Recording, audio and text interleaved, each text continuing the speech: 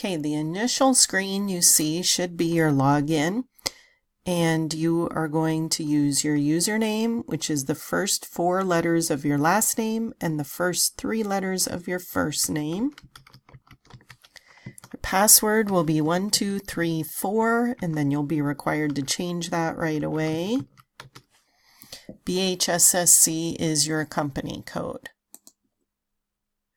So I would recommend adding a contact into your cell phone that has this website along with your username, password, and company code so that you always have it available.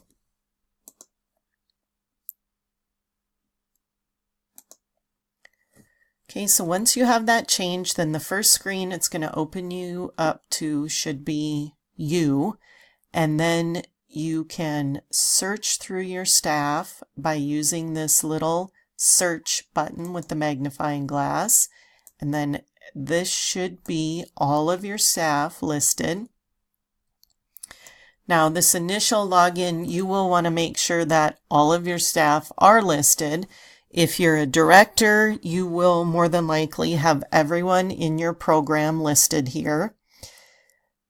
If you are a supervisor, there should be just the individual people you supervise all listed here. If you're a director, you may not sign all of the timesheets. You may have some of your supervisors signing them. So you'll need to pick out which staff you will approve each time. I would recommend the first time you'll want to click on the first person and then kind of look through their information and make sure it looks right. Their name should be familiar to you.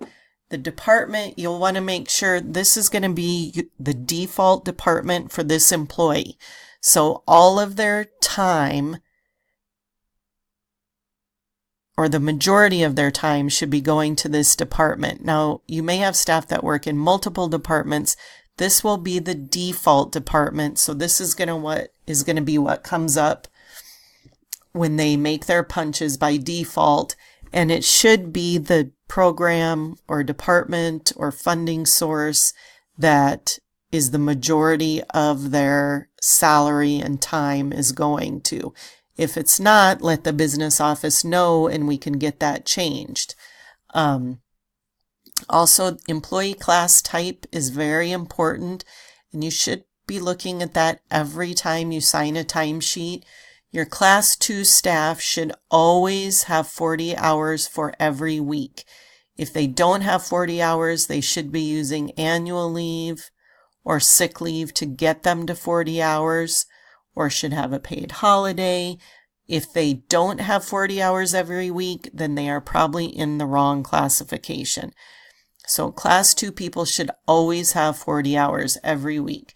Then you may have Class 4 staff that should have 30 or more. If they're Class 4, 20 to 29, then they should at least have over 20 hours every pay period. Part-time staff will fluctuate. You just always want to be looking at those classifications to make sure that your staff are classified correctly. And it's handy that those are right there for you now. So if you're logging in here to start signing timesheets, I would recommend just starting at the beginning, scrolling through with this arrow. It'll take you through each person. We've got some test data in here under the test employees. So this is the first test employee. You can scroll through between pay periods using these arrows to the left and the right of the pay period there. More than likely, when you log in, you're going to need to go back a pay period to look at the timesheets that ended on the Saturday after you're looking at them, or the Saturday before you're looking at them. So this test employee has got data in for the current pay period. They have already signed their timesheet. They're a Class 4 30 plus per week, so they need to have at least 30 or more hours each week. It's telling you here they have regular time and they have PPL time. if you use that down arrow, it's going to show you how their time is all allocated. So again, that's under the grand totals, and it's the down arrow. So it's showing you on this day, Monday, March 4th, this individual had 7 hours to Holly Court. And then on this day, this individual used PPL, and they used Butte Ridge as their department for that PPL time to be allocated to. And that sounds right. You can look and see they normally work at Butte Ridge, and that's where their leave is going. So that makes sense. Then this day, Wednesday, March 6th, they worked at Fillmore 9.5 hours. And you can just go through and verify that that is all correct. They've got 30 or more hours each week. This week they didn't, and they used some PPL, so that looks right. So if this timesheet looks correct, how you approve it is you just go down here as the supervisor, you click the box, and now you have approved that timesheet for the pay period. So then we're going to go to the next person. This person has a bunch of errors. So you can see at first glance that they have not approved their timesheet. They have a line here that says punch errors. If you hover over it, it's going to tell you what's wrong. So this first one, if you hover over it, it says department mismatch. So if you click the punch, they clocked in at CLC Pool, and then they clocked out at Project Search. So those departments need to match up. They need to clock in and clock out at the same department, location, or funding source.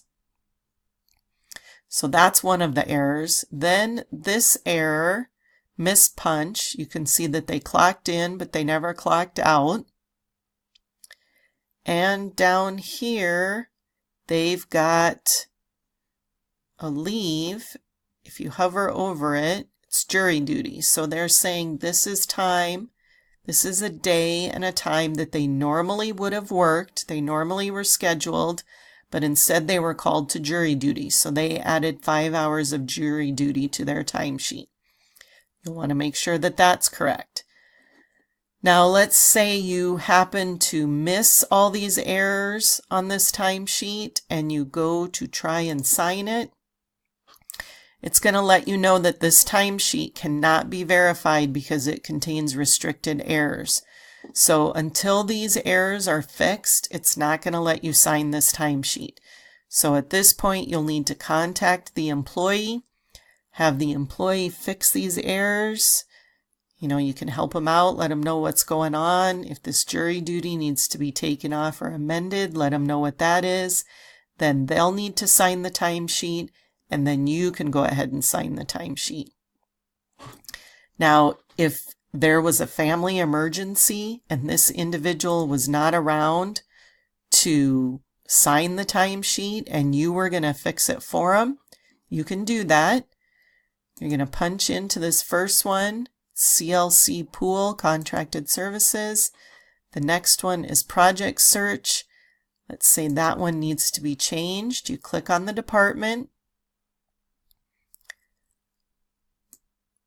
We'll need to find the CLC Pool Contracted Services to change that to.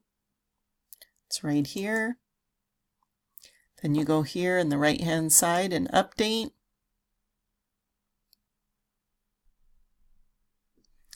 And now that one is correct. You can see the punch error is gone from here. You still need to fix this one. It says 8 a.m. AEL. So we're going to go ahead and keep that one, and we'll make a new punch. We'll say this individual left at 2 p.m. This one, you don't need to use military time. You can just go ahead and make it 2 p.m. 2 p.m. You want to make sure the date is right. You're not going to use do not round, transfer, override, or type. You're just going to go here and make that out. You're going to clock this person out.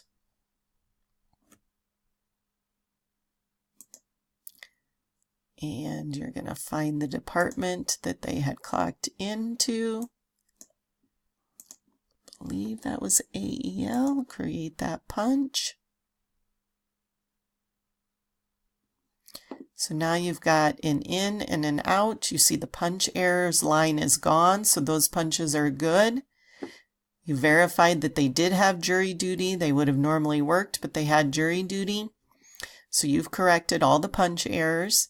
Then you can click on this arrow and it's going to let you know all the departments that they worked at. Now you want to make sure before you verify a timesheet that all these departments are correct, that they should be coding time there, that those are valid departments. And if they are, and this timesheet is correct now, even though it doesn't have the employee signature, if this is just an emergency situation where you've got to get the timesheet approved and you fix those errors, you can go ahead and sign as the supervisor. Now I want to stress that you should sign unassigned timesheets only as an emergency, because in a lot of instances we are using these in place of PARs, so employees must be signing their timesheet. For this example, we're just showing you how you can fix those errors and sign that timesheet. Now you've got this signed, so you can go to your next employee here with the arrow and get the next one signed.